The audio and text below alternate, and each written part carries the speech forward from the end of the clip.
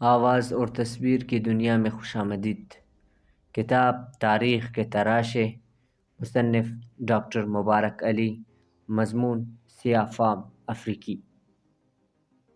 1960 کی دہائی افریقی امریکنوں کی تاریخ میں اہمیت کی حامل رہی ہے، کیونکہ اسی دہائی میں ان میں مزاحمت کی کئی تحریکیں ابھریں، جس سے اندازہ ہوتا ہے کہ نسلی تعصب، ریاستی اداروں کی ناانصافی، غربت اور افلاس اور تعلیم کی کمی نے ان میں یہ احساس پیدا کر دیا تھا کہ ان کے مسائل کا حل اس میں ہے کہ متحد ہو کر اپنے حقوق کی جدوجہد کی جائے۔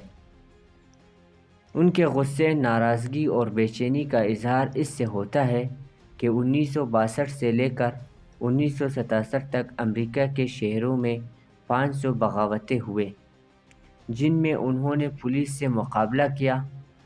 ان میں سب سے زیادہ خونریز بغاوت 1963 میں ہونے والی لاس اینجلس کی تھی۔ اس میں دونوں جانب سے لوگ مارے گئے، عمارتوں کو آگ لگائی گئی اور دکانوں کو لوٹا گیا، کیونکہ نسلی تعصب شدت اختیار کر گیا تھا۔ افریقی باشندوں کی علیحدہ بستیاں تھیں، علیحدہ محلے تھے جو گیٹوز کہلاتے تھے۔ ان کے علیحدہ سے اپنے چرچ تھے، تعلیمی ادارے اور شاپنگ سینٹرز تھے۔ ان علاقوں میں دیکھ بھال کے لیے سفید فام پولیس والے اپنے موٹروں میں گشت کرتے رہتے تھے۔ ذرا ذرا سے شعبے پر افریقیوں کو گرفتار کر لیا جاتا تھا اور عدالت انہیں ان کے جرم کے حساب سے سزا دے کر جیل بھیج دیتی تھی۔ بہت سے عادی مجرموں کے لیے یہ جیلیں اصلاح کا سبب بنے، جس کی ایک مثال میلکم ایکس ہے۔ یہ جوئے، نشہ آور اشیاء اور دوسرے بہت سے جرائم میں ملوث تھا۔ جیل میں اسے نیشن آف اسلام کا ایک مبلغ مل گیا، جس نے اس کی زندگی بدل ڈالی اور وہ امریکہ کے افریقی باشندوں کا اہم رہنما بن گیا۔ یہی وہ زمانہ تھا کہ جب امریکہ کے افریقیوں میں کئی تحریکیں ابھریں۔ مارٹن لوتھر کنگ جونیئر نے عدم تشدد پر زور دیتے ہوئے قانون کے دائرے میں رہتے ہوئے اصلاح کی تحریک چلائی، جبکہ دوسری جانب ایسی تحریکیں تھیں جو سمجھوتے کے بجائے مزاحمت کے ذریعے اور تشدد اور طاقت کو استعمال کرتے ہوئے سوسائٹی کو بدلنا چاہتے تھے۔ ان حالات میں 1965 میں بلیک پینتھر کی تحریک ابھری۔ اس کا جائزہ ولڈو ایٹ مارٹن اور جوشو بلوم نے اپنی کتاب بلیک اگینسٹ دی ایمپائر میں لیا ہے۔ دو نوجوان جنہوں نے بلیک پینتھرز کی بنیاد ڈالی وہ Bobby Seale and Huey Newton تھے۔ اس تحریک کا فوری رد عمل پولیس کا وہ رویہ تھا کہ جب وہ نیگروز کی آبادیوں میں گشت کرتے ہوئے ان کو مارتے پیٹتے تھے، بے عزتی کرتے تھے، گرفتار کرتے تھے اور عدالت کے ذریعے جیلوں میں بھجوا دیتے تھے۔ لہٰذا اس تحریک کا ابتدائی مقصد یہ تھا کہ افریقیوں کو مسلح ہونا چاہیے اور پولیس کی زیادتی کا مقابلہ کرنا چاہیے۔ چنانچہ انہوں نے اوکلینڈ میں، جو کیلیفورنیا کا شہر ہے، وہاں مسلح ہو کر پولیس کی نگہداشت شروع کی، اور جہاں کہیں پولیس کسی نیگرو کے ساتھ زیادتی کرتی، یہ مسلح افراد پولیس کا گھیراؤ کر لیتے۔ اس کی وجہ سے پولیس کی کارروائیوں میں کمی آئی اور بلیک پینتھرز کی شہرت ہوئی۔ اس ابتدائی شروعات کے بعد نیوٹن اور بوبی سیلی نے بلیک پینتھرز کی تحریک کو منظم کیا۔ جگہ جگہ اس کے آفس قائم ہوئے، بڑی تعداد میں افریقی اس کے ممبرز ہوئے۔ باقاعدہ اخبار کی اشاعت کے ذریعے تحریک کے عرائض و مقاصد کی تشہیر کی گئی۔ خاص طور سے اس بات پر زور دیا گیا کہ ہر افریقی کو مسلح ہونے کی ضرورت ہے۔ اس کے بعد عرائض و مقاصد کے اہم نکات یہ تھے: ان کو رہائش، روزگار اور تعلیم کی سہولتیں ہونی چاہیے، پولیس کی ظالمانہ رویے سے محفوظ رکھنا چاہیے، اور سوسائٹی میں ان کو عزت اور احترام کا درجہ ملنا چاہیے۔ کیونکہ ان کا تعلق عام نیگروز کے مسائل سے تھا، اس لیے ان کو پوری حمایت ملی۔ بلیک پینتھرز نے جس نظریے کی تشکیل کی اس میں کہا گیا کہ امریکی ریاست نیگروز کی آبادیوں اور گیٹوز کو کالونی سمجھتے ہوئے ان کے ساتھ وہی سلوک کرتے ہیں جو کہ سامراجی طاقتیں اپنی نوآبادیات کے ساتھ کرتی ہے۔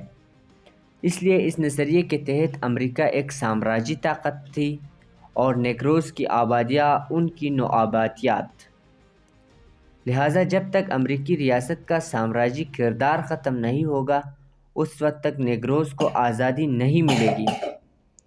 اس نظریاتی بنیاد پر انہوں نے ویتنام میں جاری امریکی جارحیت کی مخالفت کی اور خود کو ویتنامیوں کی جدوجہد کے ساتھ ملایا۔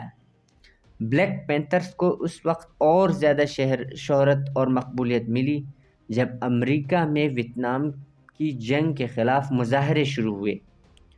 دوسرے اس وقت اور بھی زیادہ اس تحریک کے کارکن متحرک ہوئے جب امریکہ کے نوجوانوں نے محاذ جنگ پر جانے سے انکار کرتے ہوئے اپنی ڈرافٹ کارڈ جلائے۔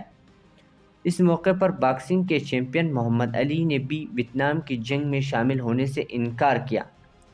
بلیک پینتھرز اپنے اس انقلابی کردار کی وجہ سے چین، شمالی کوریا، کیوبا اور انقلابی گوریلا جماعتیں جن میں PLO اور جنوبی امریکہ کے کئی گروہ شامل تھے ان میں اہم مقام حاصل کر لیا۔ بلیک پینتھرز کی عالمی شہرت اس وقت عروج پر پہنچی جب اس کے نمائندوں کو الجیریا کی انقلابی حکومت نے ایک بڑے افریقی اقوام کے جشن میں دعوت دی۔ اس کے رہنماؤں کا بڑی گرمجوشی سے استقبال کیا گیا اور انہیں سفارتی درجہ دیا گیا، لیکن دوسری جانب امریکی حکومت اس کے بڑھتے ہوئے اثر و رسوخ اور طاقت کو کچلنا چاہتے تھے۔ چنانچہ پولیس نے ان کے آفسوں پہ حملے کیے، توڑ پھوڑ کی، سامان کو لوٹا اور اس کے رہنماؤں اور اراکین کو گرفتار کیا۔ اس کا مقصد یہ تھا کہ خوف اور دہشت کی فضا کو قائم کیا جائے تاکہ یہ بھرپور طور پر اپنا کام نہ کر سکے، لیکن بلیک پینتھرز نے ان کا مقابلہ کرتے ہوئے اپنا کام جاری رکھا، اپنے آفسوں کو دوبارہ سے بحال کیا اور اپنے لوگوں میں اعتماد پیدا کرنے کی غرض سے کئی نئی اقدامات کیے۔ مثلاً غریب بچوں کے لیے چرچوں میں صبح کے ناشتے کا انتظام کرنا تاکہ ان کے ذریعے ان کے خاندانوں سے روابط پیدا ہو، عام لوگوں کی صحت کے لیے مفت اسپتالوں کا قیام عمل میں لانا جہاں انہیں علاج، معالجے اور ادویات کی فراہمی کی جاتی تھی۔ لہٰذا ایک جانب بلیک پینتھرز کے مسلح اراکین نیگروز کو پولیس کے مظالم سے بچاتے تھے تو دوسری جانب ان کی کچھ بنیادی ضرورتیں پورا کر کے ان کی صحت کی جانب توجہ دیتے تھے۔ بلیک پینتھرز کے اس طرز عمل سے دوسری جماعتیں بھی متاثر ہوئے۔ مثلاً امریکی چینیوں نے ریڈ گارڈز کے نام سے تنظیم بنائی اور پینتھرز کے ساتھ تعاون کیا۔ اس طرح سے پرٹو ریکو کی تنظیم ینگ لارڈز نے بھی ان کی جدوجہد میں شرکت کی۔ یہاں تک کہ نچلے اور متوسط طبقے کے سفید فام لوگوں نے بھی بلیک پینتھرز کی جدوجہد میں ساتھ دیا۔ اس کا نتیجہ یہ ہوا کہ بلیک پینتھرز کے نظریہ سازوں نے اپنی تنظیم کے عرائض و مقاصد کو تبدیل کرتے ہوئے اس پر زور دیا کہ ان کی جنگ طبقاتی جنگ ہے، اس لیے ان کا مقصد چاہے وہ کالے ہو یا گورے استحصال سے نجات دلانا ہے، اور یہ اسی وقت ممکن ہے جب امریکی امپریلزم کا خاتمہ ہو جائے۔ بلیک پینتھرز کے اثر و رسوخ کو دیکھتے ہوئے امریکی ریاست نے ان کے خلاف کئی اقدامات اٹھائے۔ پولیس نے خاص طور سے ان کے آفسوں پر حملہ کر کے توڑ پھوڑ کی اور اس کے کارکنوں کو گرفتار کیا، مگر اس کے نتیجے میں تحریک کمزور نہیں ہوئی بلکہ رد عمل میں اور زیادہ نوجوان اس میں شامل ہوئے۔ اس لیے FBI نے ایک خفیہ دستاویز کے ذریعے ایک لائحہ عمل مرتکب کیا۔ سب سے پہلے اس بات پر زور دیا گیا کہ بلیک کمیونٹی میں کسی ایسی شخصیت کو نہ ابھرنے دیا جائے جس کے گرد لوگ اکٹھے ہو سکیں۔ 1965 میں میلکم ایکس اور 1968 میں مارٹن لوتھر کنگ قتل ہو چکے تھے، اس لیے کسی ایسی شخصیت کا آنا ممکن نہ تھا جو ان کی جگہ لے سکے۔ دوسرے نمبر پر یہ فیصلہ کیا گیا کہ ایجنسی اپنے ایجنٹوں کو تحریک میں داخل کرائے اور ان کے ذریعے نہ صرف ان کے منصوبوں سے آگاہ رہے بلکہ سازش کے ذریعے ان کی سرگرمیوں کو بگاڑا جائے۔ تیسرے یہ کہ بلیک پینتھرز کے خلاف نیگروز میں ہی سے مخالف جماعتیں تیار کی جائے جو ان سے لڑائی جھگڑے اور فساد کرے۔ اپنے ان منصوبوں میں خفیہ ایجنسی بہت حد تک کامیاب ہوئی کیونکہ مخالف تنظیموں نے بلیک پینتھرز کے کافی رہنماؤں کو قتل کیا جس نے ان کی تحریک کو کمزور کر دیا۔ جیسے جیسے امریکہ اور دنیا کے حالات بدلے انہوں نے بلیک پینتھرز کی تحریک کو آہستہ آہستہ کمزور کیا اور جب 1969 میں رچرڈ نکسن امریکہ کا صدر بنا تو اس وقت تک پورے امریکہ میں ویتنام کی جنگ کے خلاف عوامی دباؤ بڑھ چکا تھا، جس کی وجہ سے نکسن کو ویتنام کی جنگ کو ختم کرنا پڑا۔ اس کے ساتھ جنگ مخالف تحریکیں بھی ختم ہوئی اور فوج میں بھرتی کے لیے جو نوجوانوں پر زور تھا وہ بھی ختم ہوا، جس کی وجہ سے بلیک پینتھرز کے حامیوں کی ایک بڑی تعداد اس کا ساتھ چھوڑ گئی۔ اس کے ساتھ ہی عالمی صورتحال بھی بدلی جب امریکہ نے چین کو تسلیم کر کے اس کے ساتھ سفارتی تعلقات قائم کیے تو بلیک پینتھرز چین کے تعاون سے محروم ہو گیا۔ الجزائر میں بھی جب امریکی فرمیں پیٹرول کی تلاش کی سلسلے میں گئے اور ان کے امریکی حکومت سے سفارتی تعلقات قائم ہوئے تو الجزائر کی حکومت بھی بلیک پینتھرز کا سفارتی درجہ ختم کر کے انہیں ملک سے نکال دیا۔ کیوبا ایسا ملک تھا جو اب تک ان کا حامی تھا۔ اس دوران امریکہ کے اندر جو تبدیلیاں آئے اس نے بھی بلیک پینتھرز کو متاثر کیا۔ جب سول رائٹس موومنٹ میں جب کالے اور گوروں کے درمیان علیحدگی کا خاتمہ ہوا تو کالوں کے ایک طبقے کو یہ موقع ملا کہ وہ امریکہ کی اعلیٰ جامعات میں تعلیم حاصل کر سکے۔ اس طبقے کو حکومتی اور پرائیویٹ اداروں میں اچھی ملازمتیں ملیں تو خوشحالی نے ان کے انقلابی جذبات کا خاتمہ کر دیا۔ ان بدلتے ہوئے حالات میں جب بلیک پینتھرز کے رہنماؤں نے اپنے انقلابی منصوبوں میں تبدیلی کی اور اس بات پر زور دیا کہ مسلح بغاوت کے بجائے ضرورت اس بات کی ہے کہ کمیونٹی کی اصلاح کی جائے، اس پر تحریک کے وہ کارکن جو مسلح جدوجہد کے حامی تھے وہ ناراض ہو کر اس سے علیحدہ ہو گئے۔ مزید برآں تحریک اس وجہ سے بھی کمزور ہوئی کہ اس کے دو بنیادی رہنما یعنی بوبی سیلی قتل کے الزام میں جیل میں تھا جبکہ نیوٹن پر بھی قتل کا الزام تھا جس کی وجہ سے اس نے فرار ہو کر کیوبا میں پناہ لی۔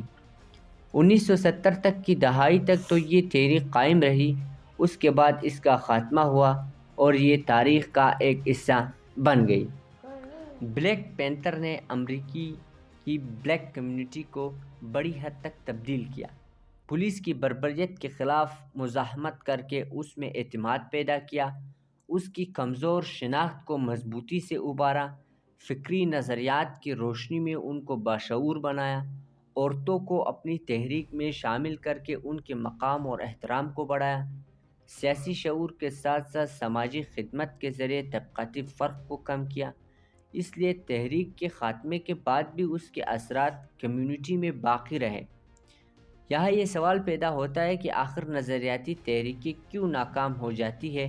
اگر کوئی انقلابی تحریک فوری طور پر اپنے مقصد میں کامیاب ہو جائے اور انقلاب لے آئے تو وہ تاریخ میں اہمیت حاصل کر لیتی ہے، لیکن اگر انقلاب کی کامیابی میں وقت لگے اور حالات بدلے تو اس صورت میں نظریاتی گروپ اور جماعتیں تحریک کے اتحاد کو توڑ دیتی ہے۔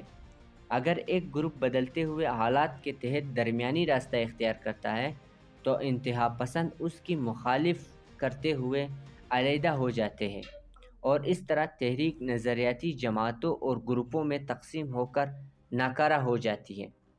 اس لیے یہ بھی سوال پیدا ہوتا ہے کہ کوئی تحریک طویل جدوجہد کے ذریعے اپنی توانائی برقرار رکھ سکتی ہے؟ کیونکہ ریاستی ادارے اپنی پوری قوت کے ذریعے شدت کے ساتھ تحریکوں کے رہنماؤں اور لوگوں کو قتل کرتے ہیں، جیل میں ڈالتے ہیں، اس لیے اگر انہیں نیا خون نہیں ملے گا تو ان کی تعداد گھٹ جاتی ہے اور وہ جدوجہد کے قائل نہیں رہتی۔ اس لیے بلیک پینتر کا عروج زوال انقلابی تحریکوں کو بہت کچھ سکھاتا ہے۔